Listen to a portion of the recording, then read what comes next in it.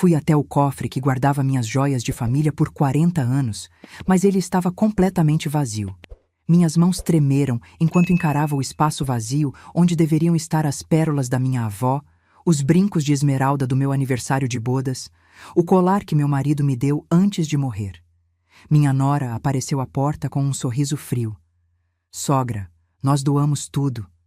Você não precisa mais disso. A calma em minha voz me surpreendeu. Você tem razão, querida. Eu não preciso mais das joias. Mas você vai precisar de um advogado. O rosto dela ficou pálido.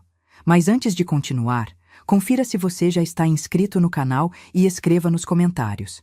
De onde você está assistindo este vídeo? Adoramos saber até onde nossas histórias estão chegando. Meu nome é Helena.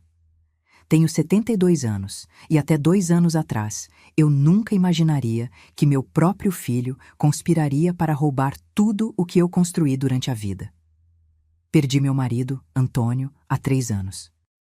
Foram 47 anos juntos, construindo uma vida, criando nossos 3 filhos e conquistando cada centímetro da casa onde morávamos no bairro Jardim das Flores.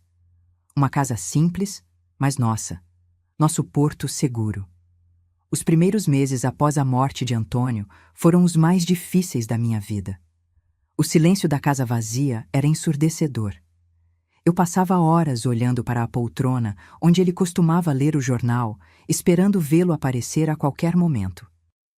Nas primeiras semanas, meus filhos se revezavam para ficar comigo. Marta, minha filha mais velha, vinha com os netos nos fins de semana. Ricardo, o do meio, passava para jantar comigo depois do trabalho. E Fernando, o caçula, meu menino de ouro, era quem mais me acompanhava. Fernando sempre foi o filho que mais se parecia com o pai. O mesmo jeito calmo, o mesmo sorriso. Ele trabalhava como gerente em uma loja de materiais de construção. Não ganhava muito, mas sempre foi dedicado. Ou pelo menos era o que eu pensava. Um domingo, 6 meses após a morte de Antônio, Fernando chegou para o almoço acompanhado. "Mãe, essa é a Cristina", ele disse, apresentando uma mulher jovem, de uns 30 anos, cabelos pintados de loiro e um sorriso que não chegava aos olhos. "Estamos namorando há 2 meses. Cristina me abraçou com força. "Dona Helena, Fernando fala tanto da senhora. É uma honra finalmente conhecê-la." Algo nela me incomodou desde o primeiro momento.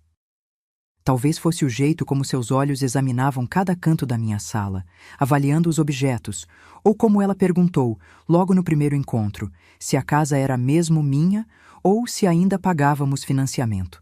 Mas ignorei meu instinto. Meu filho estava feliz, e isso era o que importava. Nas semanas seguintes, Cristina se tornou presença constante nos almoços de domingo. Trazia sobremesas, ajudava a lavar a louça, fazia perguntas sobre minha vida. Parecia interessada em mim, e isso aplacou minhas suspeitas iniciais. Que tola eu fui! 3 meses depois, Fernando me deu a notícia. "Mãe, eu e a Cristina vamos nos casar." Fiquei surpresa com a rapidez, mas dei minha bênção. Queria ver meu filho feliz, e se ele havia encontrado alguém para compartilhar a vida após tantos relacionamentos fracassados, quem era eu para questionar? O casamento foi simples, no cartório, seguido de um almoço para a família e alguns amigos. Paguei pelo buffet e pelo bolo, feliz em poder ajudar. Cristina parecia radiante naquele dia, especialmente quando Fernando mencionou durante o brinde que estavam procurando um lugar para morar. "Vocês podem ficar aqui até encontrarem algo", ofereci sem pensar 2 vezes. "A casa é grande demais para mim sozinha." Fernando olhou para Cristina, que assentiu discretamente. "Seria só por uns meses, mãe, até juntarmos dinheiro para a entrada do nosso apartamento." Aquele sim mudaria minha vida para sempre. Eles se mudaram na semana seguinte. No começo, tudo parecia perfeito. Cristina preparava o jantar, Fernando consertava pequenas coisas pela casa que Antônio já não podia fazer. Às vezes, assistíamos juntos à novela das 9. Pela primeira vez desde a morte de Antônio, a casa não parecia vazia. Mas as mudanças começaram sutilmente. Primeiro, foram os móveis da sala. "Dona Helena, Esses sofás estão tão desgastados. O que acha de trocarmos por uns mais modernos? Depois foi a cozinha. Esses armários são tão antigos. Poderíamos reformar. Antes que eu percebesse, Cristina estava opinando sobre tudo. Minhas roupas. Essa saia é muito antiquada. Minha alimentação, tanto açúcar faz mal para a senhora? Meus remédios, a senhora realmente precisa de todos esses? E o pior, Fernando concordava com tudo. Meu filho, que sempre teve opinião forte, agora apenas repetia: "A Cristina tem razão, mãe." 6 meses após se mudarem, Cristina deu seu golpe mais ousado. "Dona Helena", ela disse enquanto eu tomava meu café da manhã. Fernando e eu estivemos conversando. "A senhora já tem tanta coisa para se preocupar. Por que não deixa que eu cuide das contas, dos pagamentos, dessas coisas chatas?" Hesitei. "Não sei, Cristina. Sempre cuidei dessas coisas. Mas agora a senhora pode descansar. Eu trabalho com administração, sei como organizar tudo. Só preciso que a senhora assine uma procuração para eu poder movimentar suas contas e resolver as coisas no banco." Fernando, que estava lendo o jornal, levantou os olhos. "É uma boa ideia, mãe. A Cristina é organizada, vai facilitar sua vida." Como negar algo ao meu filho? Como questionar as intenções daquela que ele havia escolhido para compartilhar a vida? Assinei a procuração naquela mesma semana. Foi aí que comecei a perder o controle da minha própria vida. A primeira coisa que notei foi que não recebia mais os extratos do banco em casa.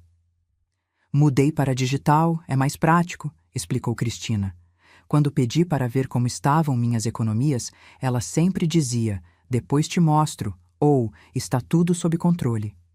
Meu dinheiro, a pensão de Antônio, minhas pequenas economias, tudo foi desaparecendo. Quando precisava comprar algo, tinha que pedir a ela. "Para que a senhora precisa de um vestido novo? Não vai a lugar nenhum", ela dizia quando pedi dinheiro para comprar uma roupa para o aniversário da minha neta. Minhas amigas do grupo de crochê começaram a notar a mudança. "Helena, você está tão magra. Está se alimentando bem?" perguntou Dora, minha amiga de 50 anos, numa das nossas reuniões semanais. Não tive coragem de dizer que Cristina controlava até a comida que entrava na minha casa. "Precisamos economizar", ela dizia enquanto comprava roupas novas e sapatos caros para ela mesma. Certa noite, precisei de um remédio para a dor. Procurei meu cartão do banco na bolsa, mas não estava lá. Perguntei a Cristina: "Eu estou com ele, sogra. Lembra que combinamos que eu cuidaria das finanças?" "Mas preciso do meu cartão para comprar um remédio." "A essa hora. A farmácia está fechada. Amanhã resolvo isso para a senhora." No dia seguinte, ela trouxe um remédio genérico, diferente do que eu precisava. Quando reclamei, ela disse: "Esse é mais barato e faz o mesmo efeito. Temos que economizar, sogra." Aos poucos, fui me tornando uma estranha na minha própria casa. Cristina redecorou tudo, doou vários dos meus pertences sem me consultar, controlava meus horários, minhas saídas, minha vida. E Fernando? Meu filho parecia hipnotizado, concordando com tudo, defendendo Cristina quando eu tentava reclamar. "Mãe, a Cristina só quer o seu bem. Você está ficando desconfiada demais." Foi quando minha amiga Dora me alertou. "Helena, o que está acontecendo com você? Você não aparece mais nas reuniões, está sempre cansada, abatida. Tem alguma coisa errada." Dora foi a primeira pessoa para quem tive coragem de abrir o coração. Contei sobre o controle financeiro, sobre como me sentia prisioneira na minha própria casa. Ela ouviu tudo em silêncio, segurando minhas mãos. "Helena, isso é abuso. Você precisa procurar ajuda." "Mas é meu filho, minha família." "Família não faz isso, Helena. Família respeita, cuida, ama." Aquela conversa plantou uma semente em mim. Comecei a observar tudo com outros olhos, a guardar evidências. Anotava quantias que Cristina dizia ter gasto com a casa, mas que não apareciam em lugar nenhum. Guardava recibos de compras que ela fazia para si mesma com meu dinheiro. E, um dia, decidi verificar minhas joias. Joias que Antônio havia me dado ao longo de nossa vida juntos. O colar de pérolas que ganhei no nosso aniversário de 25 anos. Os brincos de esmeralda que ele me deu quando nascia Fernando. O anel de diamantes da minha mãe. Foi naquele dia, ao abrir o cofre vazio, que algo dentro de mim também se esvaziou. O último resquício de confiança, de esperança, se foi. As joias não eram apenas objetos valiosos, eram memórias, eram partes da minha história com Antônio. Quando Cristina disse, "Nós doamos tudo", algo em mim se quebrou. E algo novo, mais forte, começou a nascer. A expressão no rosto de Cristina quando mencionei a palavra advogado foi impagável. Seus olhos se arregalaram, a boca se entreabriu, e por um instante toda sua fachada de controle desabou. Ela rapidamente se recompôs, forçando um sorriso nervoso. Advogado? Do que a senhora está falando? Nós só estamos tentando simplificar sua vida, livrar-se de coisas que não usa mais. Mantive minha voz calma, olhando-a diretamente nos olhos. As joias que o meu marido me deu ao longo de 47 anos de casamento não são coisas que não uso mais. São minhas memórias, minha história. E você não tinha o direito de tocá-las. Fernando apareceu à porta, atraído pela conversa. O que está acontecendo? Sua esposa doou minhas joias sem meu consentimento, Fernando. Todas elas. Ele olhou para Cristina confuso. Do que ela está falando? Ah, aquelas bijuterias antigas? Cristina deu de ombros despreocupada. Estavam juntando poeira. Além disso, sua mãe está ficando confusa ultimamente, esquecendo onde põe as coisas. Aquela mentira descarada me atingiu como um tapa. Fernando, eu nunca estive tão lúcida. Suas joias estão no cofre do quarto, que só eu e seu pai conhecíamos a combinação. Agora, o cofre está vazio. Como Cristina sabia a combinação? Fernando hesitou, seu olhar vagando entre mim e sua esposa. Mãe, talvez você tenha comentado a combinação em algum momento. Nunca! Minha voz saiu mais alta do que pretendia. Seu pai me fez prometer que nunca revelaria. Era nosso segredo. Cristina interveio rapidamente. Fernando, não vê que sua mãe está ficando paranoica? Semana passada, ela também acusou a diarista de roubar dinheiro da bolsa dela. Isso nunca aconteceu, protestei. Viu só? Cristina suspirou dramaticamente. Ela nem lembra do que diz.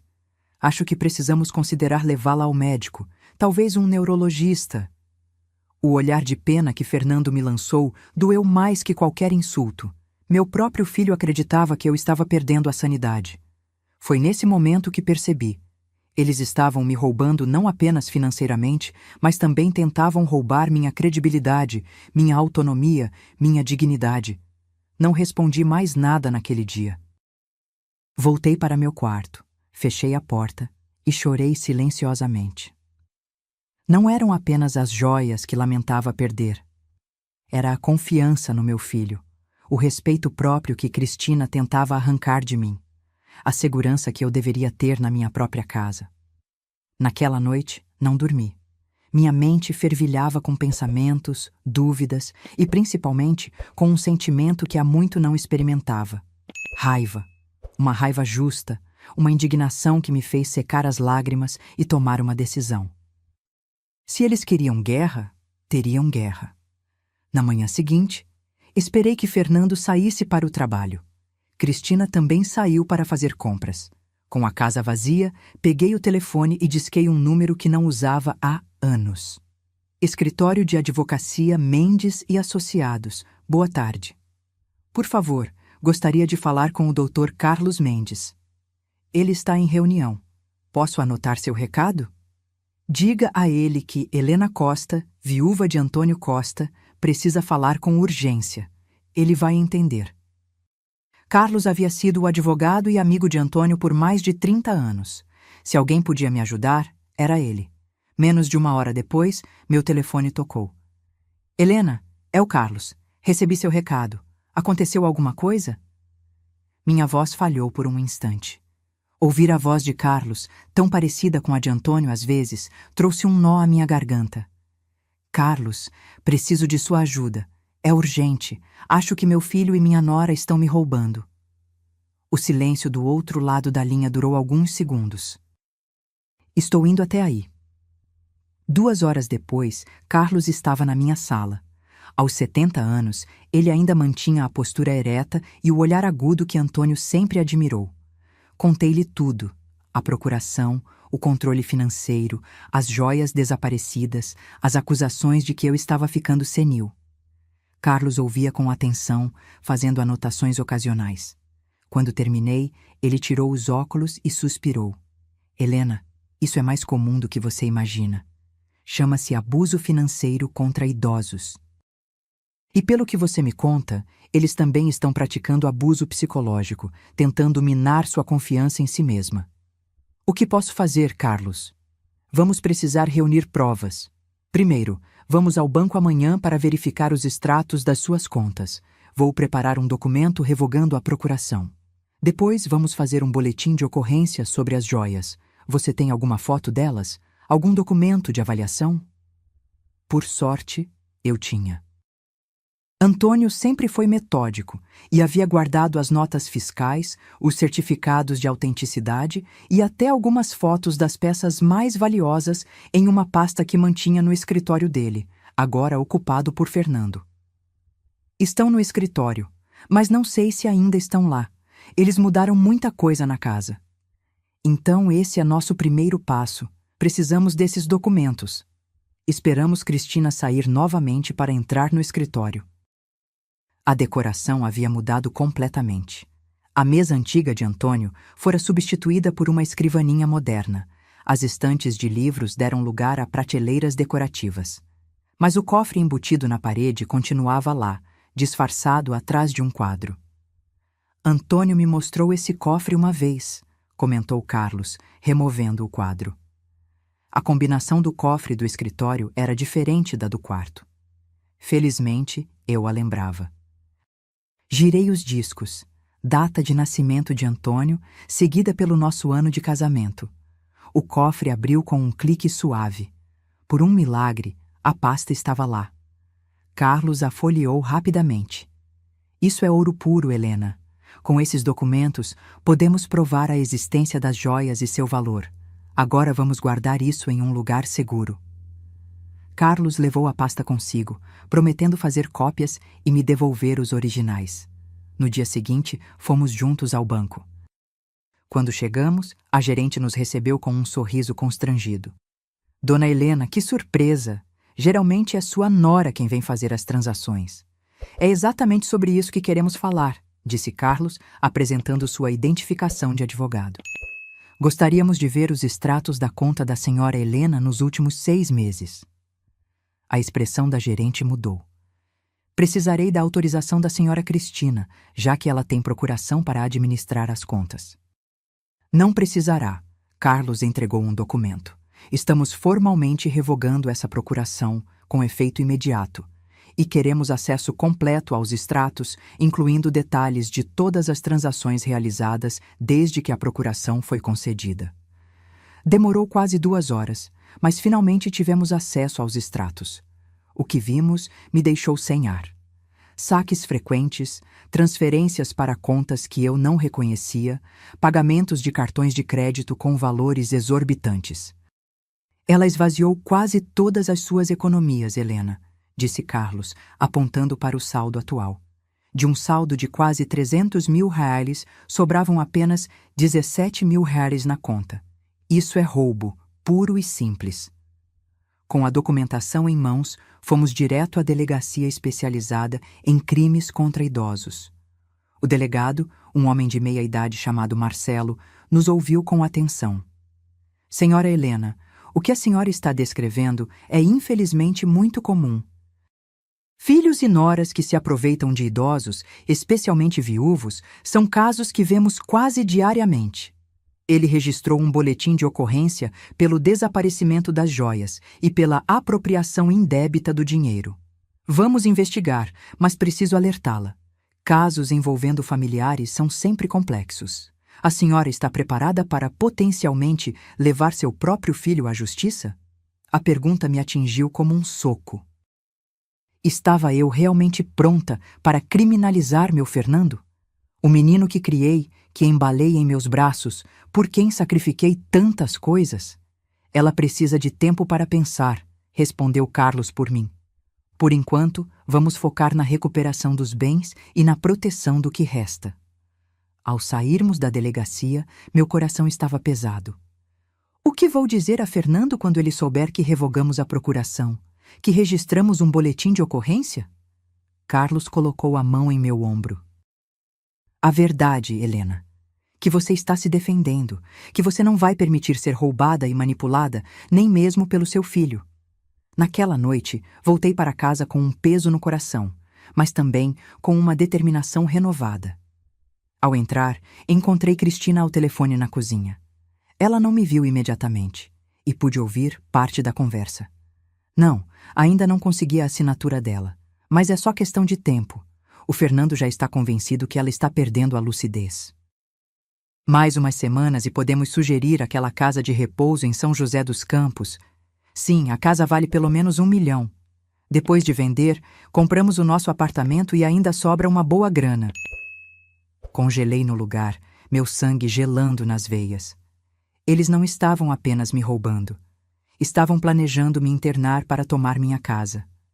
Recuei silenciosamente e saí da casa sem que Cristina me visse. Com as mãos trêmulas, peguei o celular e liguei para Carlos. Carlos, preciso de sua ajuda novamente. A situação é pior do que imaginávamos. O plano foi montado com cuidado. Carlos e eu conversamos por horas naquela noite, analisando cada detalhe da situação e todas as possíveis saídas. No final, concordamos que o melhor caminho seria confrontar Fernando e Cristina diretamente, mas apenas quando tivéssemos todas as evidências necessárias. Não podemos dar chance para eles negarem ou distorcerem os fatos, explicou Carlos. Precisamos de provas irrefutáveis e precisamos ter um plano para sua segurança após o confronto. Minha segurança. Nunca imaginei que precisaria me proteger do meu próprio filho. No dia seguinte, Carlos acionou um investigador particular, Renato, para rastrear o paradeiro das minhas joias. Se Cristina havia realmente doado as peças, talvez ainda fosse possível recuperá-las. Mas tanto Carlos quanto eu suspeitávamos que doar era apenas um eufemismo para vender ou penhorar. Enquanto isso, minha amiga Dora ofereceu sua casa caso eu precisasse sair da minha temporariamente. Você pode ficar comigo o tempo que for necessário, Helena. Meu apartamento é pequeno, mas tem espaço de sobra para você. Outro aliado inesperado surgiu na figura de Marta, minha filha mais velha. Ela vivia em Campinas, a 2 horas de distância, e vinha me visitar a cada 2 semanas. Quando contei a ela sobre minhas suspeitas, sua reação inicial foi de descrença. Mãe, tem certeza? O Fernando sempre foi tão responsável. Mostrei a ela os extratos bancários que consegui com Carlos. Seu rosto empalideceu ao ver as transferências sistemáticas, os saques frequentes. Meu Deus, mãe, isso é roubo. E tem mais. Contei sobre a conversa que ouvi entre Cristina e alguém ao telefone, sobre os planos de me internar e vender a casa. Marta passou da descrença à fúria em questão de segundos. Aquela víbora! E o Fernando está compactuando com isso? Como ele pode fazer isso com a própria mãe? Não sei até que ponto Fernando está consciente de tudo, admiti. Às vezes penso que ele também está sendo manipulado. Cristina tem um poder estranho sobre ele. Isso não justifica, mãe. Ele é um adulto, responsável pelos próprios atos. Marta apertou minhas mãos. Conte comigo. Vou pedir licença no trabalho e ficar aqui com você até resolvermos isso. Ter Marta ao meu lado trouxe um alívio que eu não sabia que precisava. Pela primeira vez em meses, não me senti sozinha naquela batalha. Ainda assim, meu coração estava partido. Como chegamos a esse ponto? Onde foi que errei na criação de Fernando para que ele permitisse isso acontecer? 3 dias depois, Renato, o investigador, trouxe as primeiras notícias sobre minhas joias. Encontrei 3 das peças em uma casa de penhores no centro. Ele informou: mostrando fotos em seu celular. O colar de pérolas, os brincos de esmeralda e uma pulseira de ouro. Foram penhorados há aproximadamente 2 meses, em nome de Cristina Oliveira. Meu coração acelerou ao ver as imagens. Eram minhas joias, sem dúvida. E as outras peças? Ainda estou rastreando. Há várias casas de penhores na cidade e também estou verificando sites de venda online. Alguns vendedores correspondem ao perfil, mas preciso confirmar. Carlos anotou o endereço da casa de penhores. Vamos precisar de um mandado judicial para recuperar essas peças. Já estou preparando a petição. Quanto tempo isso vai levar? Perguntei. Alguns dias, talvez uma semana. A justiça é lenta, Helena. Você sabe disso. Uma semana parecia uma eternidade. Cada dia que passava, eu observava Fernando e Cristina agindo naturalmente, como se nada estivesse acontecendo, como se não estivessem planejando destruir minha vida. A hipocrisia me corroía. Cristina ainda não havia percebido que a procuração fora revogada. Continuava agindo como se tivesse controle sobre meu dinheiro, embora agora Carlos tivesse bloqueado qualquer possibilidade de novas transferências ou saques. Foi Fernando quem primeiro notou que algo estava diferente. Numa noite, enquanto jantávamos, Cristina mencionou casualmente que precisava ir ao banco no dia seguinte para resolver umas coisas da dona Helena. O que exatamente você precisa resolver, Cristina? Perguntei, mantendo minha voz neutra. Ela deu de ombros. Nada demais, só algumas contas para pagar, transferências de rotina. Não será necessário, respondi calmamente. Eu mesma cuido das minhas contas a partir de agora. O garfo de Fernando parou a meio caminho da boca. Como assim, mãe? A Cristina não está cuidando das suas finanças? Estava. Decidi retomar o controle. Cristina riu nervosamente. Sogra, não precisa se preocupar com essas coisas chatas. Eu não me importo de ajudar. Tenho certeza que não se importa, mas eu prefiro cuidar do meu próprio dinheiro. O olhar que Cristina e Fernando trocaram não passou despercebido. Era uma mistura de surpresa e preocupação. Aconteceu alguma coisa, mãe? Fernando perguntou, sua voz tentando soar despreocupada. Você parece diferente ultimamente. Diferente como, filho? Não sei, mais desconfiada. Cristina interveio rapidamente. É o que venho dizendo, amor. Sua mãe anda esquecendo coisas, confundindo situações. Talvez devêssemos marcar aquela consulta com o Dr. Paulo. Não estou confundindo nada, Cristina, respondi, olhando-a nos olhos. Estou vendo tudo com muita clareza agora. Fernando pareceu desconfortável. Mãe, a Cristina só quer ajudar. Esse seu comportamento está me preocupando. Meu comportamento? Ou o fato de que estou retomando o controle da minha vida? O jantar terminou em um silêncio tenso. Mais tarde, ouvi Fernando e Cristina discutindo no quarto deles. Não conseguia distinguir as palavras, mas o tom era claramente alterado. Na manhã seguinte, Cristina saiu cedo, dizendo que ia fazer compras. Fernando também saiu, para o trabalho. Aproveitei a oportunidade para ligar para Carlos. Eles estão desconfiados, informei. Percebi ontem no jantar. Era esperado. Estamos quase prontos para o confronto, Helena. O mandado judicial para as joias deve sair até amanhã.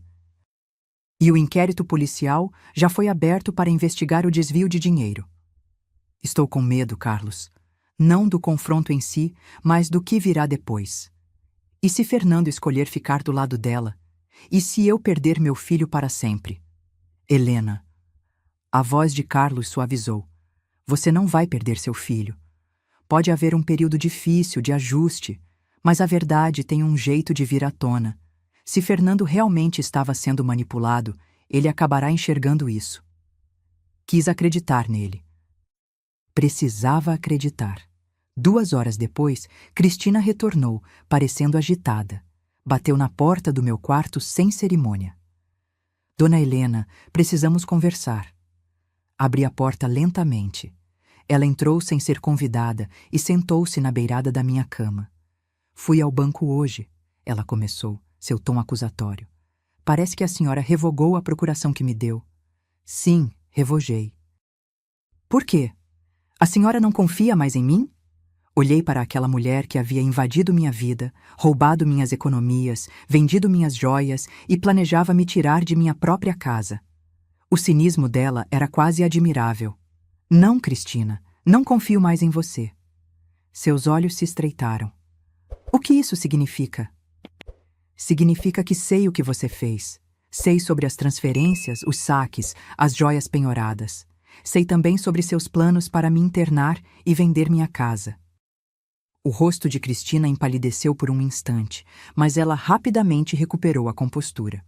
Do que a senhora está falando? Está ficando paranoica. É exatamente isso que temos notado, Fernando e eu. A senhora anda esquecendo coisas, inventando histórias. Isso é preocupante. Tenho extratos bancários, Cristina. Tenho provas de que você penhorou minhas joias. E ouvi sua conversa ao telefone sobre me internar numa casa de repouso. Pela primeira vez desde que a conheci, vi Cristina verdadeiramente desestabilizada. Seus olhos saltavam de um lado para outro, como se procurassem uma saída. Isso é ridículo. A senhora está delirando. Vou ligar para o Fernando agora mesmo. Fique à vontade. Na verdade, prefiro que ele esteja presente quando meu advogado chegar. Daqui a... Olhei para o relógio. Aproximadamente 1 hora. Advogado? Que advogado? Dr. Carlos Mendes. Era sócio do meu marido, lembra? Cristina levantou-se bruscamente. A senhora não pode fazer isso. Nós somos família. Família não rouba família, Cristina. Ela saiu batendo a porta. Ouvia discando freneticamente no telefone, sua voz alterada enquanto falava com Fernando. Sentei na beira da cama, meu coração batendo acelerado. Não havia volta agora. 1 hora depois, Fernando chegou em casa como um furacão. Sua expressão era uma mistura de raiva e confusão. Mãe, que história é essa de advogado? A Cristina está em prantos. Sente-se, Fernando. Temos muito o que conversar. Não quero me sentar. Quero saber por que a senhora está acusando minha esposa de roubo. Isso é insano. Nesse momento, a campainha tocou. Era Carlos, pontual como sempre. Ao seu lado estava Marta, que havia combinado de estar presente durante o confronto. O que é isso? Uma intervenção? Fernando perguntou ao ver minha filha. Podemos chamar assim, respondeu Carlos, estendendo a mão. Carlos Mendes, advogado da sua mãe. Fernando ignorou a mão estendida. Minha mãe não precisa de advogado. Isso é um mal-entendido. Receio que não, Sr. Fernando. Temos documentos que comprovam desvio de valores da conta da sua mãe nos últimos 6 meses, além de provas de que joias de valor sentimental e financeiro foram penhoradas sem o conhecimento ou consentimento dela. Carlos abriu sua pasta e começou a dispor os documentos sobre a mesa da sala. Extratos bancários com transferências destacadas em amarelo. Fotos das joias na casa de penhores. Comprovantes de gastos em lojas de luxo usando cartões em nome de Cristina, mas vinculados à minha conta. Fernando pegou os papéis com mãos trêmulas. Seu rosto foi perdendo a cor à medida que examinava as evidências. Isso deve ser um engano. Cristina? Ela apareceu na sala, os olhos vermelhos, mas estranhamente secos para alguém que estava supostamente em prantos. O que está acontecendo aqui, Cristina? Fernando perguntou, sua voz mais baixa agora. Não sei do que eles estão falando, amor. Eu administro as contas da sua mãe, sim, mas sempre para o benefício dela. Então, como explica estas transferências para sua conta pessoal? Carlos apontou para um dos extratos. E estes saques em dinheiro quase diários? Eram para despesas da casa, claro. 5.000 guerrares por semana em despesas domésticas? Questionou Marta. Para 3 pessoas numa casa onde as contas principais são pagas diretamente pela aposentadoria da mamãe? Não me parece plausível, Cristina. Cristina olhou para Fernando, seus olhos implorando por apoio. Amor, você sabe como cuidar de sua mãe exige recursos. Ela tem necessidades especiais, medicamentos caros. Quais medicamentos caros, Cristina? Perguntei. Todos os remédios que tomo são cobertos pelo plano de saúde, e você sabe disso. O silêncio que se seguiu foi ensurdecedor. Fernando passava as mãos pelos cabelos, seu olhar vagando entre os documentos. Cristina e eu. E as joias, Cristina? Carlos continuou. Pode explicar como foram parar nesta casa de penhores? Foram doadas, como já expliquei. Com seu nome como depositante e em troca de dinheiro? Isso não é doação, senhora. É penhora. Fernando finalmente encontrou sua voz. Cristina, você vendeu as joias da minha mãe? Não vendi. Só penhorei temporariamente. Íamos recuperá-las quando nossa situação melhorasse. Nossa situação? Fernando franziu a testa. Que situação? Estamos bem financeiramente. Um novo silêncio, mais pesado que o anterior. O olhar de Fernando para Cristina agora continha algo diferente. Suspeita. O que mais você não está me contando, Cristina? Carlos interveio. Senhor. Fernando, temos razões para acreditar que você e sua esposa estavam planejando internar Dona Helena em uma casa de repouso contra a vontade dela, para então vender esta casa. Fernando arregalou os olhos. O quê? Isso é absurdo! É mesmo, Fernando? Perguntei, minha voz calma, mas firme. Então, por que Cristina estava discutindo isso ao telefone? Porque ela tem insistido que estou confusa, esquecida, quando nunca tive problemas de memória? Por que você tem concordado com cada acusação dela sobre minha sanidade? Meu filho me olhou como se me visse pela primeira vez. Mãe, eu não sabia... Não minta, Fernando. Cristina explodiu subitamente. Nós conversamos sobre isso. Sobre como sua mãe estaria melhor em um lugar com cuidados especializados. Como esta casa é grande demais para ela sozinha. Como poderíamos usar o dinheiro da venda para recomeçar nossa vida, comprar nosso próprio lugar? O olhar de traição que Fernando lançou a Cristina dizia tudo.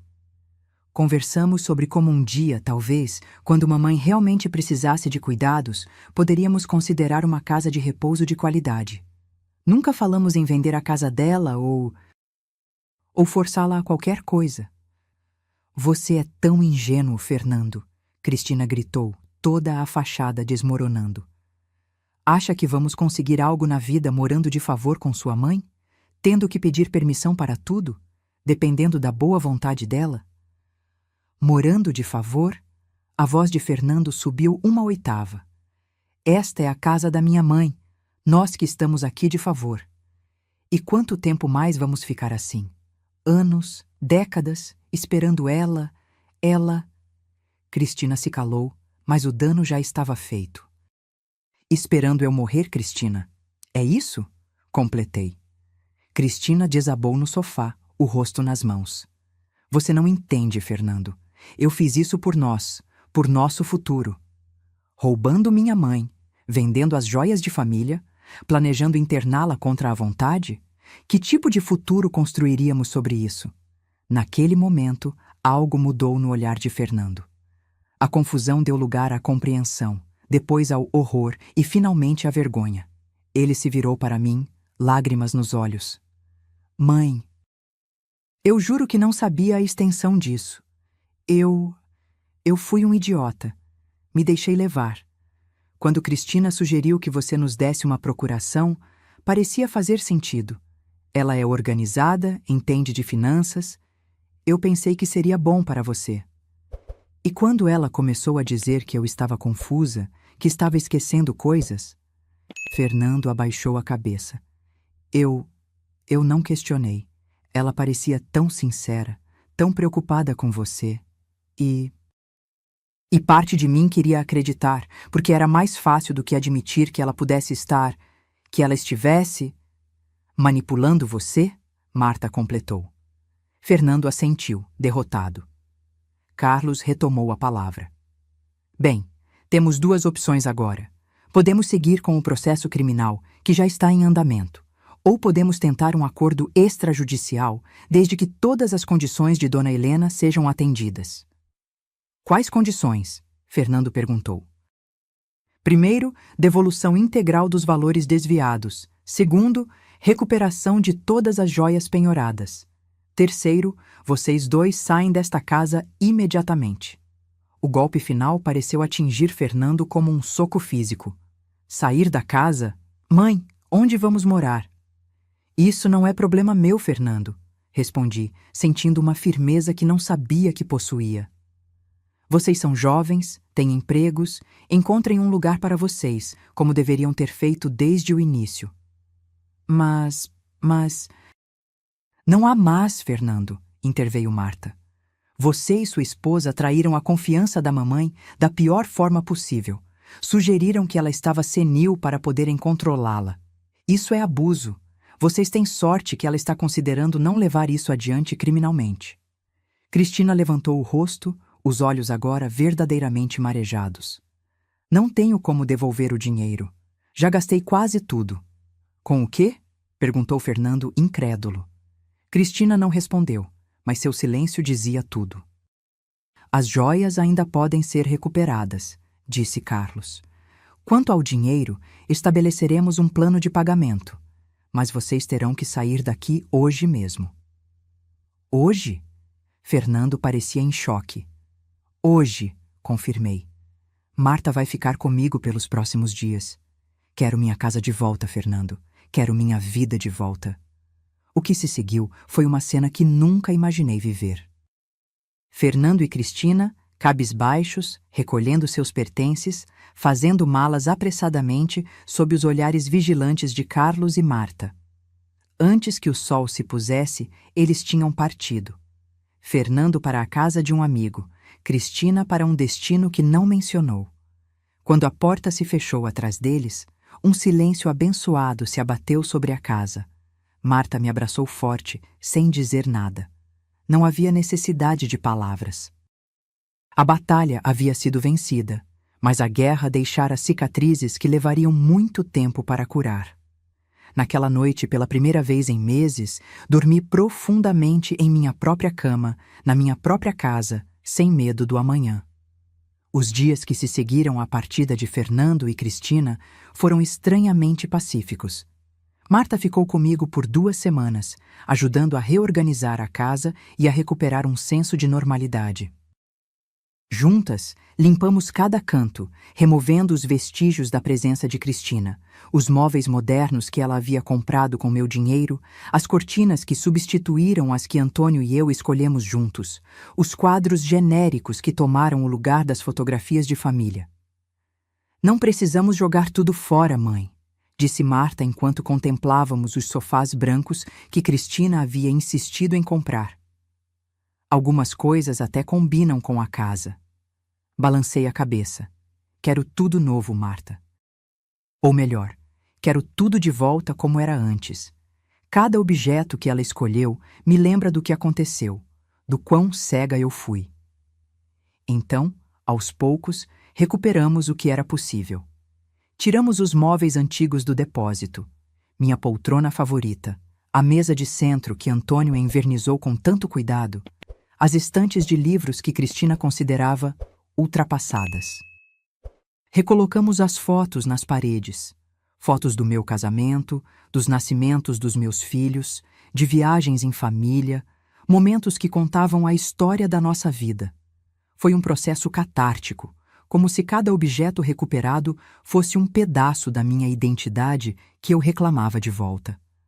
Carlos continuou trabalhando no aspecto legal da situação. Após uma semana, conseguiu a liberação judicial para recuperar as joias penhoradas. Fomos juntos à casa de penhores, onde o proprietário, um homem de meia idade chamado Sérgio, nos recebeu com evidente desconforto. Não sabia que as joias eram roubadas, ele se defendeu, mostrando os documentos que Cristina havia apresentado. Ela tinha uma procuração, parecia tudo legal. Não estamos aqui para acusá-lo, esclareceu Carlos. Só queremos recuperar os bens da senhora Helena, conforme determinado judicialmente. Sérgio nos levou até o cofre dos fundos e de lá retirou uma caixa de segurança. Quando a abriu, não pude conter as lágrimas. Lá estavam elas, minhas memórias, meus tesouros sentimentais, reduzidos a simples mercadorias com etiquetas de preço. O colar de pérolas que Antônio me deu no nosso aniversário de 25 anos. Os brincos de esmeralda que pertenceram à minha avó. A pulseira de ouro que ganhei quando Fernando nasceu.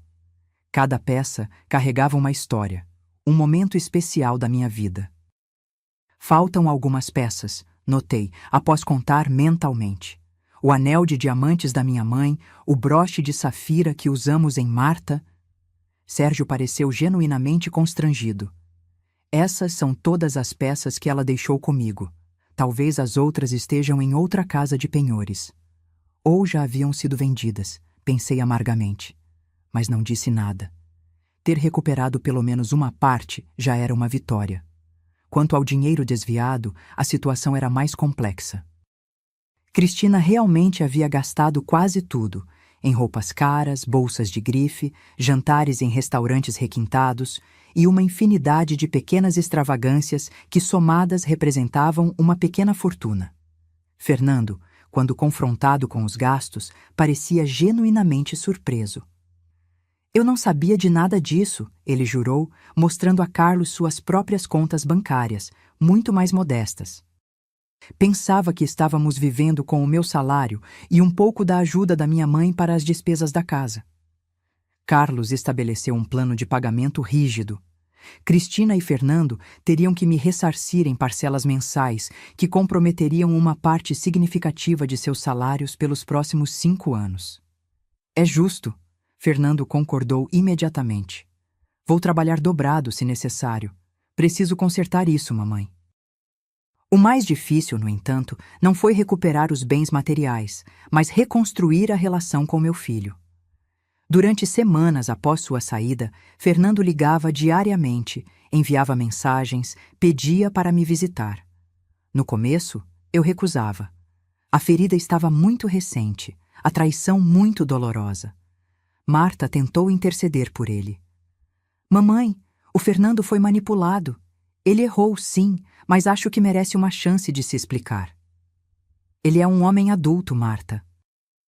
Não uma criança que não sabe o que está fazendo. Sim, mas pessoas apaixonadas cometem erros. A Cristina claramente tinha um poder sobre ele. Relutante, acabei concordando em receber Fernando para um café numa tarde de domingo, quase um mês após os acontecimentos. Ele chegou pontualmente, parecendo nervoso e abatido. Havia perdido peso, e olheiras profundas marcavam seu rosto. Obrigado por me receber, mãe, ele disse, aceitando a xícara de café que lhe ofereci. Sentamo-nos na varanda, o lugar onde tantas vezes havíamos conversado no passado. Como a senhora está? Melhor, agora que tenho minha casa de volta.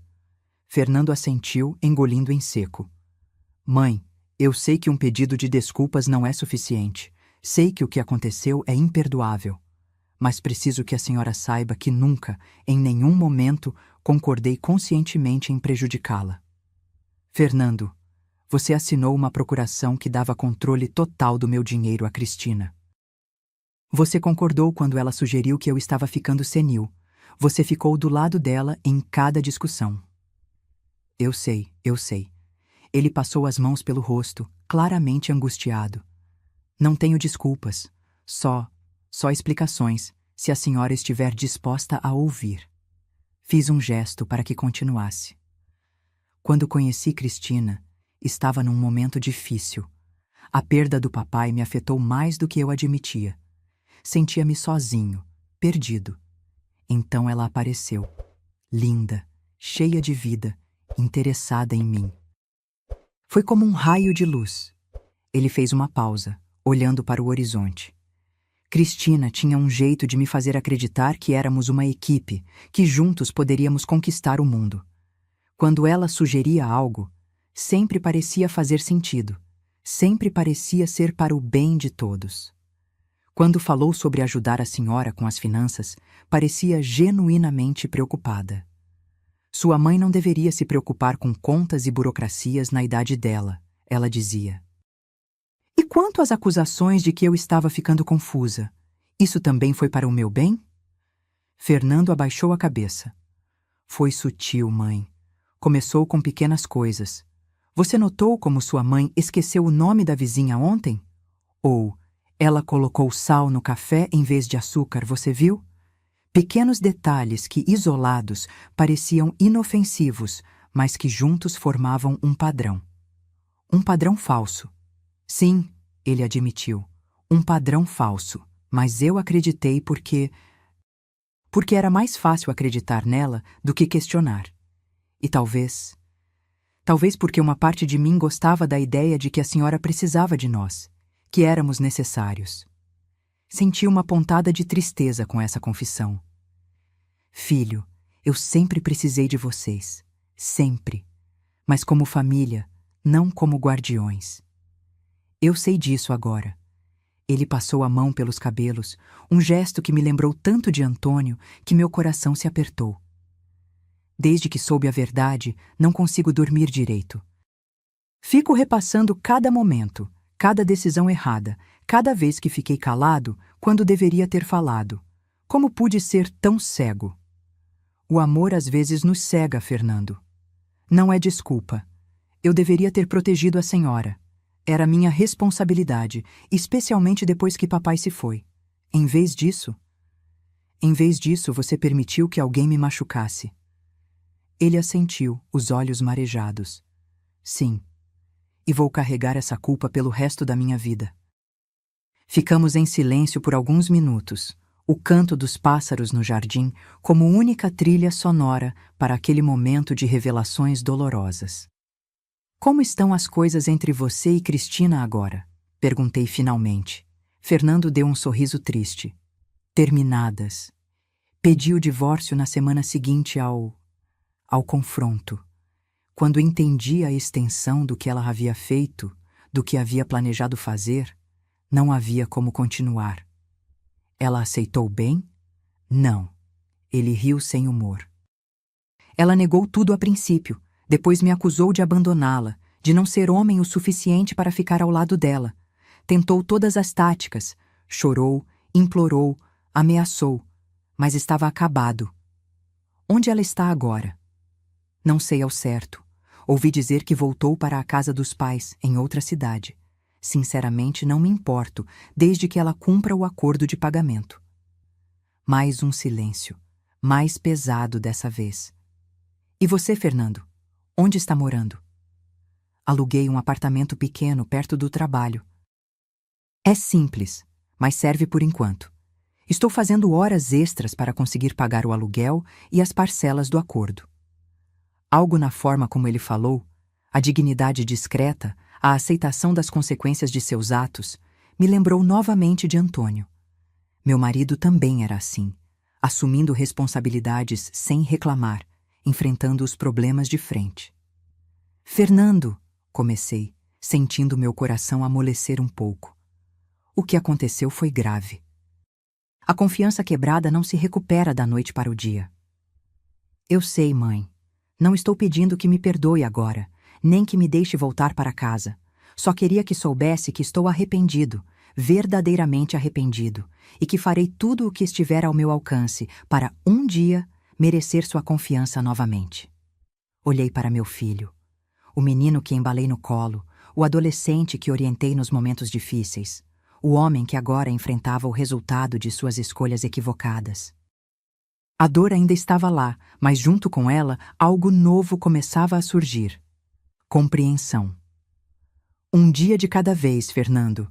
Vamos reconstruir isso um dia de cada vez. Quando ele foi embora, fiquei sentada na varanda por muito tempo, observando o sol se pôr, pensando em tudo o que havia acontecido nos últimos meses. A traição, a luta, a vitória e agora os primeiros frágeis passos rumo à reconciliação.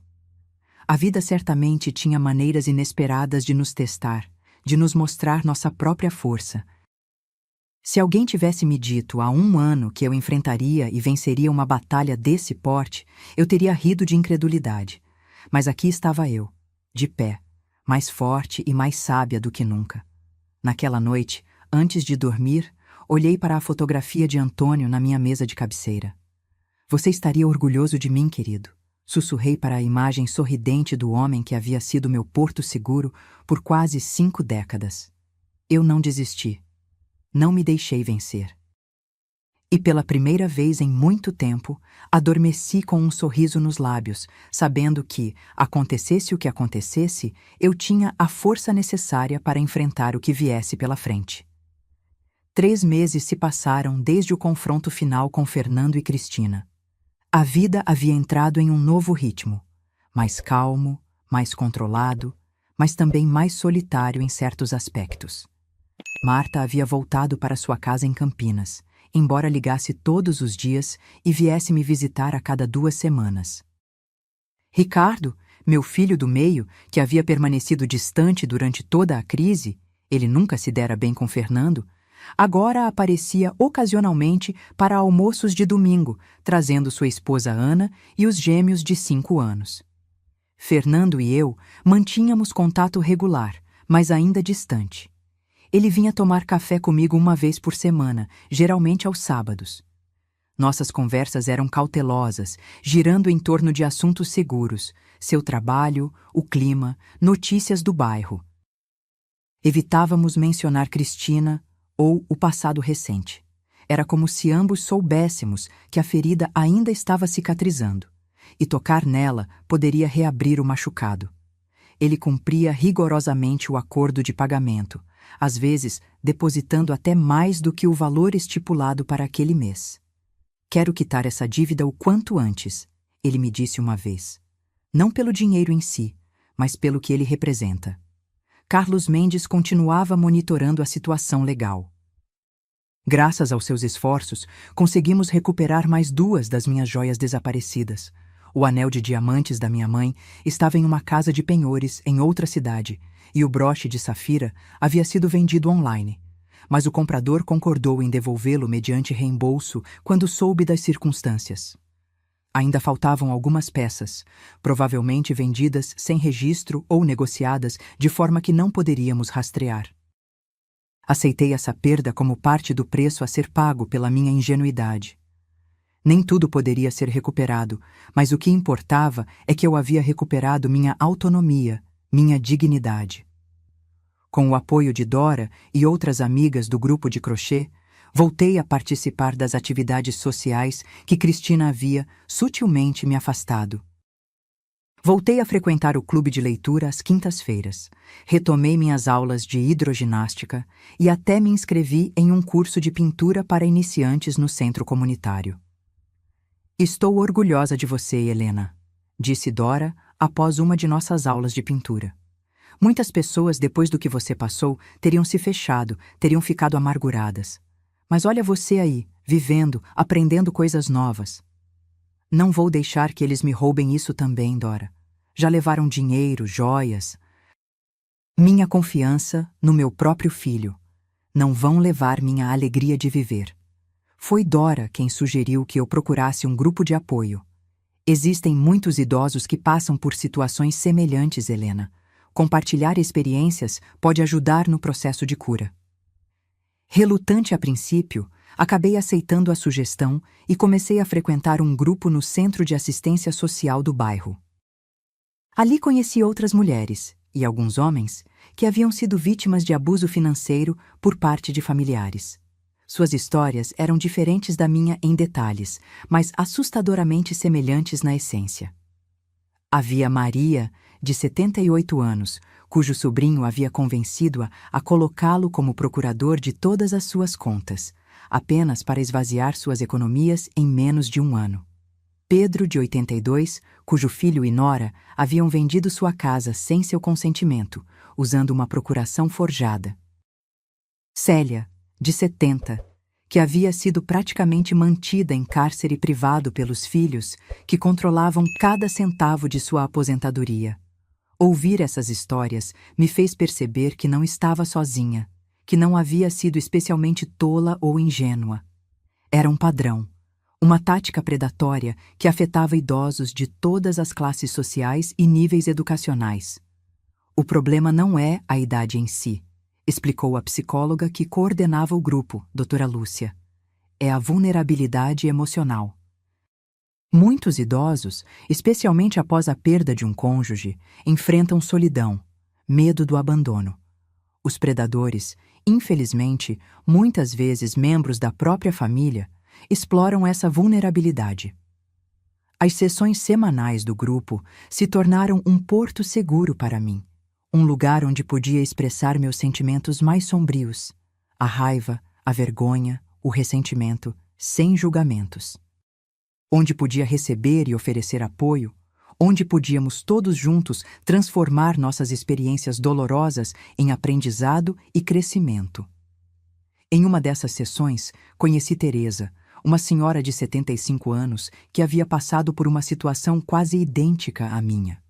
Sua filha e genro haviam se mudado para sua casa após a morte de seu marido, assumido o controle de suas finanças e planejavam interná-la em um asilo para vender sua propriedade. Como você conseguiu sair dessa situação? Perguntei a ela após a sessão, enquanto tomávamos um café na lanchonete próxima. Teresa sorriu, um sorriso que continha tanto tristeza quanto força. Fiz o que você fez, querida. Lutei. Procurei ajuda legal, confrontei minha filha, reclamei o que era meu por direito. E sua relação com ela? Vocês conseguiram se reconciliar? O sorriso de Teresa esmoreceu um pouco. Não completamente. Há feridas que não cicatrizam totalmente. Mas aprendemos a conviver, a respeitar os limites uma da outra. Não é perfeito, mas é melhor do que o rompimento total. É isso que espero com meu filho, confessei. Não sei se algum dia confiarei nele como antes, mas não quero perdê-lo completamente. O tempo ajuda, Helena. E estabelecer fronteiras claras. Nunca mais permiti que minha filha tivesse qualquer acesso às minhas finanças, por exemplo. Amor não significa abrir mão de sua autonomia. As palavras de Teresa ficaram comigo nos dias que se seguiram. Amor não significa abrir mão de sua autonomia. Essa frase ressoava em minha mente enquanto eu reorganizava minha vida, reconstruía minhas rotinas e, aos poucos, reaprendia a confiar. Não apenas nos outros, mas em mim mesma. Uma das mudanças mais significativas que fiz foi em relação às minhas finanças. Com a ajuda de Carlos, estabeleci um sistema à prova de fraudes. Agora recebia alertas de qualquer movimentação em minhas contas, por menor que fosse. Troquei de banco, criei novas senhas, transferi minhas economias para aplicações mais seguras. Nunca mais alguém teria acesso fácil ao meu dinheiro. Também mudei a fechadura do cofre onde guardava minhas joias recuperadas. A nova combinação era conhecida apenas por mim. Nem mesmo Marta ou Ricardo sabiam. Não por desconfiar deles, mas por acreditar que quanto menos pessoas soubessem, mais seguro seria. A casa também passou por transformações. Contratei um jardineiro para revitalizar o jardim que tanto amávamos, Antônio e eu. As roseiras que ele havia plantado e que Cristina havia negligenciado até quase morrerem, voltaram a florescer sob cuidados adequados. Pintei as paredes de cores vivas, um amarelo suave na sala, um azul sereno no quarto, tons que traziam luz e alegria aos ambientes que por tanto tempo haviam parecido uma prisão. Está ficando lindo, mãe, comentou Marta durante uma de suas visitas, enquanto admirávamos o novo visual da sala. Parece que a casa está respirando novamente. É assim que me sinto também, respondi, como se estivesse respirando pela primeira vez em muito tempo. Os meses foram passando. Outono, inverno, e finalmente a primavera chegou novamente, trazendo cores e perfumes ao jardim. Um ano havia se passado desde o confronto com Fernando e Cristina. Um ano de cura, de aprendizado, de redescoberta. Em uma manhã de sábado, Fernando apareceu para nosso café habitual trazendo uma surpresa. Uma caixa pequena, embrulhada em papel azul com uma fita dourada. O que é isso? Perguntei intrigada. Não era meu aniversário, nem nenhuma data especial que eu pudesse recordar. Abra, mãe. Desembrulhei o pacote com cuidado. Dentro da caixa, aninhada em veludo negro, estava uma pulseira de ouro com pequenos pingentes, um coração, uma chave, uma rosa. Fernando, comecei sem saber o que dizer. Não é para substituir as joias perdidas, ele se apressou em explicar. Sei que nada poderia substituí-las. É um símbolo do meu compromisso com você, com nossa reconstrução. Examinei cada pingente. O que significam? O coração é óbvio, meu amor por você, que nunca mudou, mesmo quando eu fui um tolo cego. A chave, bem, É a promessa de que nunca mais tentarei controlar sua vida, suas decisões.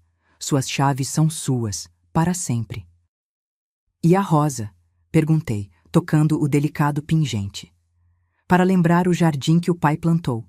Para lembrar que, mesmo após tempos difíceis, as coisas belas podem florescer novamente. Senti lágrimas quentes deslizarem por minhas bochechas. É linda, Fernando. Obrigada. Tem mais uma coisa. Ele tirou um envelope do bolso. Quitei a dívida. Trabalhei horas extras, vendi meu carro, economizei em tudo que pude.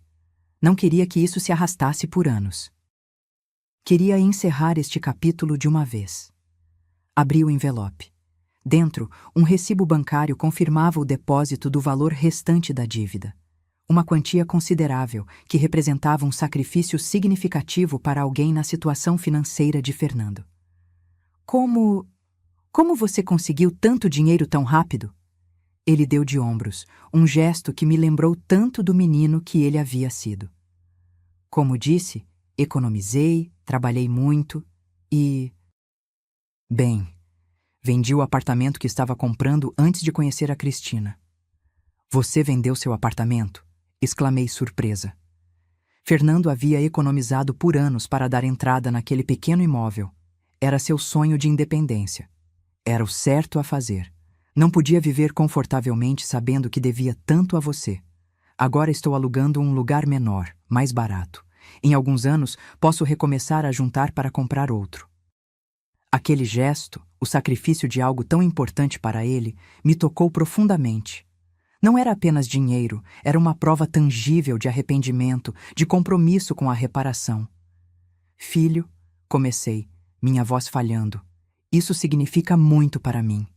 Não apenas o dinheiro, mas o esforço, o sacrifício.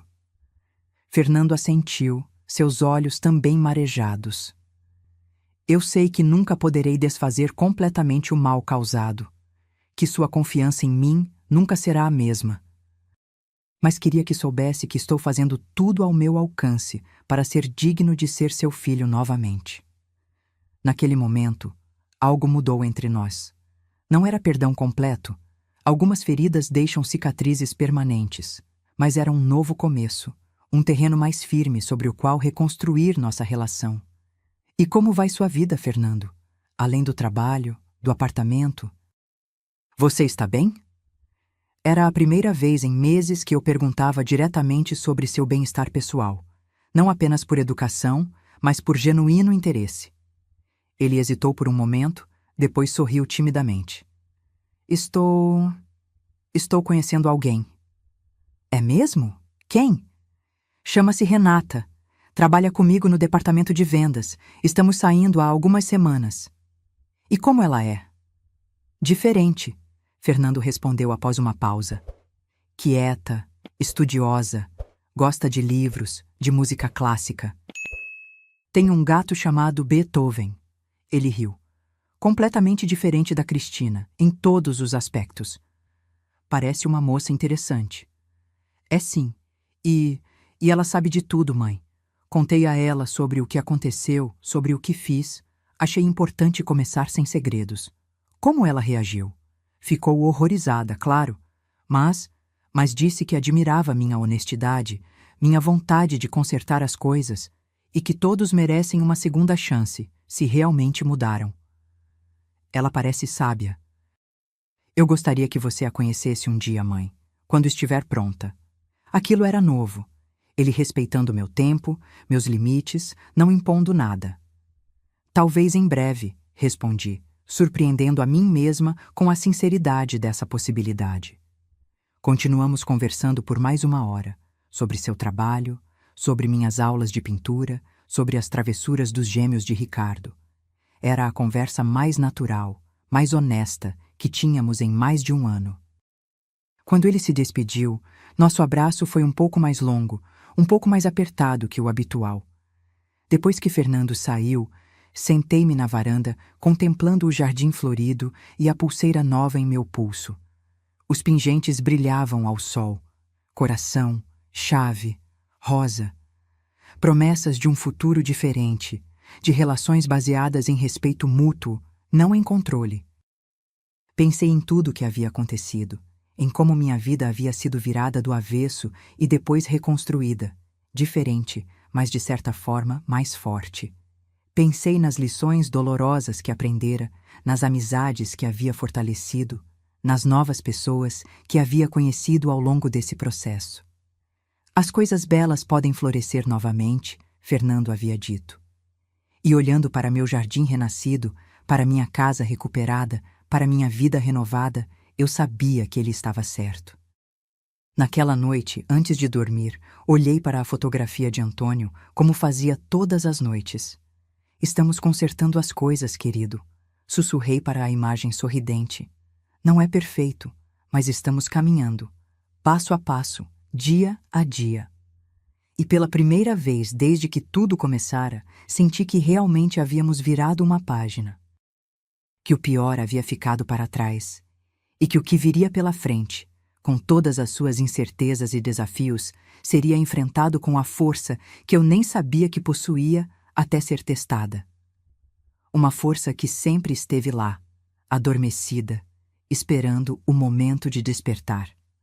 O tempo tem um jeito curioso de transformar nossas perspectivas. Mais 6 meses se passaram desde aquele dia em que Fernando me presenteou com a pulseira e quitou sua dívida. Agora, olhando para trás, aquele momento parece um verdadeiro divisor de águas em nossa relação. Nossas conversas se tornaram mais frequentes, nossos encontros menos tensos. Fernando voltou a aparecer para almoços de domingo, inicialmente sozinho, depois ocasionalmente acompanhado por Renata, a jovem de quem havia falado. Minha primeira impressão dela foi positiva. Calma, observadora, com um sorriso gentil que parecia genuíno. Completamente diferente de Cristina, não apenas na aparência. Renata era mais baixa, com cabelos castanhos naturais e roupas simples, mas principalmente na atitude. Onde Cristina era dominante e barulhenta, Renata era respeitosa e atenta. Onde Cristina avaliava objetos, Renata observava pessoas. Dona Helena, Fernando me contou que a senhora pinta. Ela comentou durante um de nossos almoços. Eu adoraria ver seus trabalhos algum dia, se não for incômodo. Mostrei a ela minhas tentativas amadoras. Paisagens simples, naturezas mortas, experimentos com cores e texturas. Nada de extraordinário, mas Renata pareceu genuinamente interessada. São lindos, ela disse, observando um pequeno quadro de girassóis que eu havia pintado na semana anterior. Tem algo de Van Gogh nesse, não tem?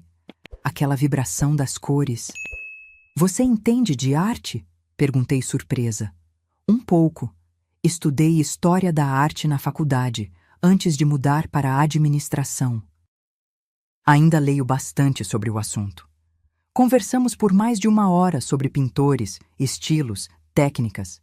Fernando nos observava com um sorriso discreto, satisfeito em ver a interação fluindo naturalmente. Você escolheu bem desta vez, comentei com ele mais tarde, quando Renata havia ido ao banheiro. Ele assentiu, sério. Aprendi a lição, mãe, do jeito mais difícil. Com o tempo, Renata se tornou uma presença regular em nossas vidas. Sem pressa, sem imposições, ela foi conquistando seu espaço com genuíno interesse e respeito. E o mais importante, nunca tentou interferir na relação entre Fernando e eu. Nunca tentou controlar aspectos da minha vida. Gosto dela, confessei a Marta durante uma de suas visitas. Ela parece sincera. Marta sorriu aliviada. Também achei. É bom ver o Fernando com alguém que o trata bem, que o respeita. Alguém que respeita você também. Não era apenas minha relação com Fernando que florescia. Minha vida social também havia se expandido. O grupo de apoio no centro comunitário se tornara uma parte importante da minha rotina. Ali, além de dar e receber suporte emocional, formei novas amizades, pessoas que entendiam exatamente pelo que eu havia passado, que não julgavam minhas decisões ou minha vulnerabilidade. Teresa, a senhora que havia passado por situação semelhante à minha, se tornou uma companheira regular para chás da tarde e sessões de cinema. Aos 75 anos, ela tinha uma energia e um entusiasmo pela vida que eram contagiantes. A melhor vingança contra quem tentou nos destruir, Helena, é viver bem, ela costumava dizer, saboreando um pedaço de bolo de chocolate. Cada novo dia, cada nova experiência, cada risada é uma vitória.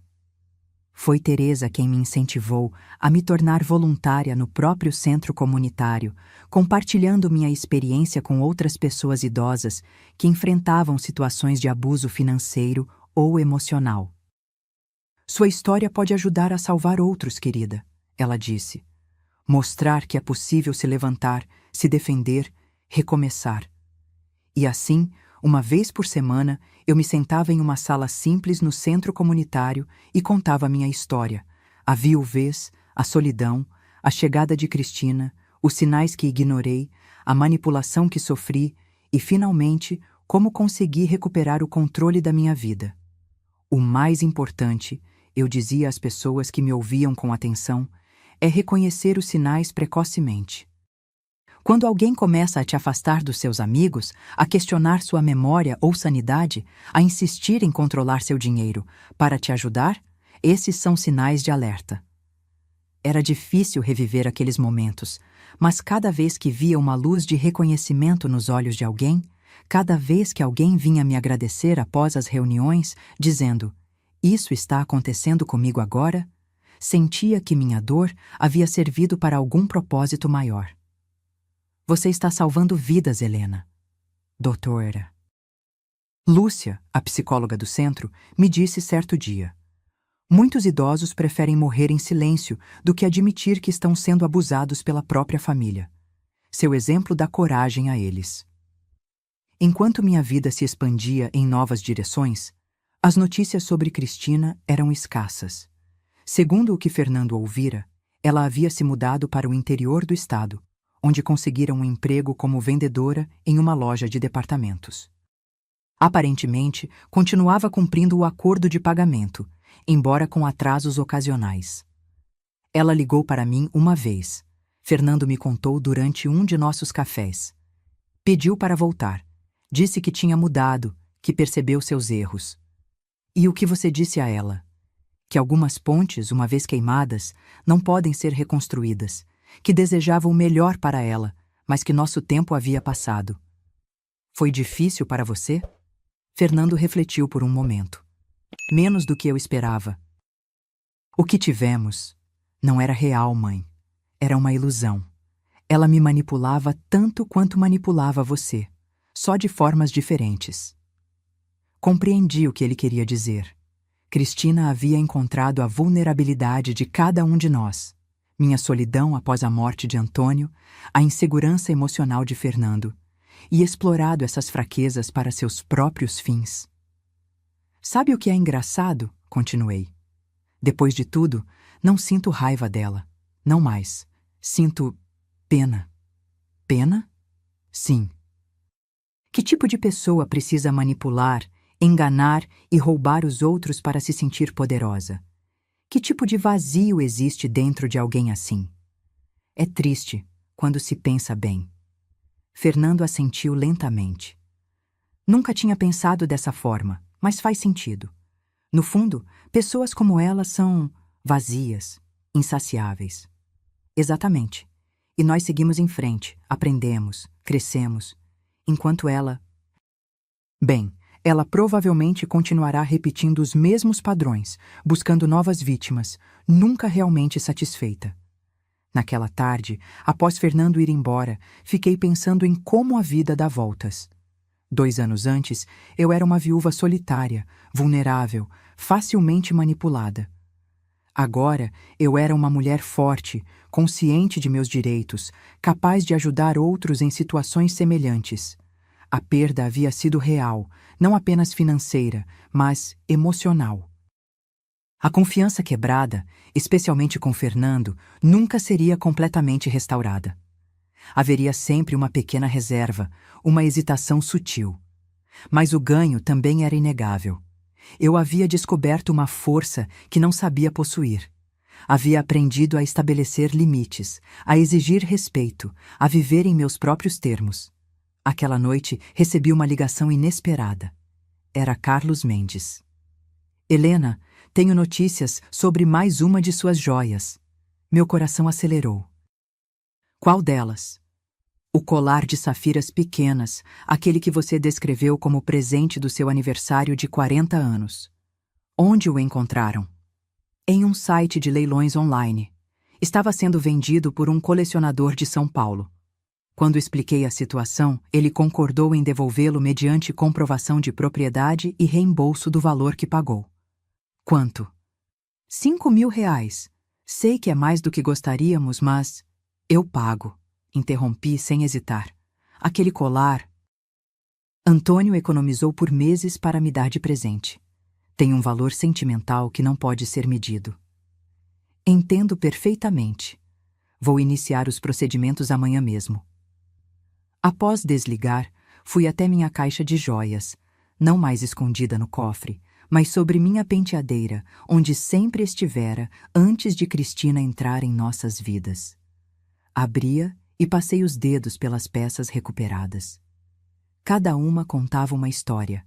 Cada uma representava um momento especial compartilhado com Antônio. O colar de safiras tinha sido especial. Antônio havia trabalhado horas extras por meses para conseguir comprá-lo. Azul como seus olhos, ele havia dito ao colocá-lo em meu pescoço naquela noite de aniversário, há mais de 3 décadas. A perspectiva de recuperá-lo me encheu de uma alegria que não sentia há muito tempo. Era como recuperar um pedaço do meu passado, uma memória tangível do amor que Antônio e eu compartilhamos. Dormi com um sorriso nos lábios aquela noite, sonhando com aniversários passados, com Antônio ajudando-me a colocar o colar, com nossos filhos pequenos correndo pela casa, com tempos mais simples e felizes. Pela manhã, ao acordar, tive uma ideia. Peguei o telefone e liguei para Fernando. Filho, tenho um favor a te pedir. 2 semanas depois, Fernando e eu estávamos em São Paulo, em um café elegante no centro da cidade. Do outro lado da mesa estava um homem de meia-idade, bem vestido, com expressão séria, mas educada. Senhora Helena, ele disse, estendendo a mão. Sou Paulo Mendes. Sinto muito pelas circunstâncias em que seu colar chegou até mim. O senhor não tinha como saber, respondi, apertando sua mão. Agradeço por concordar em devolvê-lo. Paulo abriu uma pequena caixa de veludo azul. Dentro, o colar de safiras repousava intacto, as pedras azuis brilhando sob a luz suave do café. É lindo, comentou ele. Peças assim com tanta história não são apenas joias, são pedaços de vida. Exatamente, concordei, emocionada ao ver o colar depois de tanto tempo. Este foi um presente do meu marido há mais de 30 anos. Fernando, que até então observava em silêncio, tirou um envelope do bolso. Aqui está o valor combinado, Sr. Paulo. O homem aceitou o envelope, contou rapidamente as notas e assentiu, satisfeito. Tudo certo. Ele me entregou a caixa com o colar. Espero que traga boas lembranças de volta. Quando Paulo se retirou, Fernando me olhou com um sorriso tímido. Posso? Perguntou, indicando o colar. Assenti, entregando-lhe a caixa.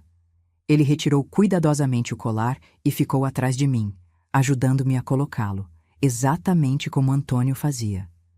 Fica lindo em você, mãe, ele disse, sua voz embargada. Combina com seus olhos, assim como papai sempre dizia. Toquei as pequenas safiras com a ponta dos dedos, sentindo um nó na garganta. Obrigada por vir comigo, filho. Significa muito. É o mínimo que posso fazer. Devia ter impedido que isso acontecesse para começo de conversa. Não vamos mais olhar para trás, respondi, segurando sua mão. O que importa é que estamos aqui agora, juntos, recuperando o que foi perdido. Fernando sorriu, apertando minha mão de volta. Juntos, ele repetiu como uma promessa. Naquele momento, sentada em um café em São Paulo com meu filho, usando o colar que Antônio me dera décadas atrás, senti um círculo se fechar. Não era um final. A vida raramente oferece conclusões tão limpas e definitivas. era apenas mais um passo na jornada, mais uma prova de que, mesmo das perdas mais dolorosas, podem surgir novos começos. Ao voltarmos para casa naquela noite, olhei para as estrelas pelo vidro do carro e sussurrei um agradecimento silencioso a Antônio, onde quer que ele estivesse, por ter me dado a força para enfrentar essa batalha e por ter criado filhos que, apesar dos tropeços, encontravam seu caminho de volta ao que realmente importava. Agora, se você gostou dessa história, clica em se inscrever e me diz nos comentários qual parte te deixou de queixo caído. Ah, e não esqueça de se tornar membro para ter acesso a vídeos exclusivos que não posto aqui. Te espero lá.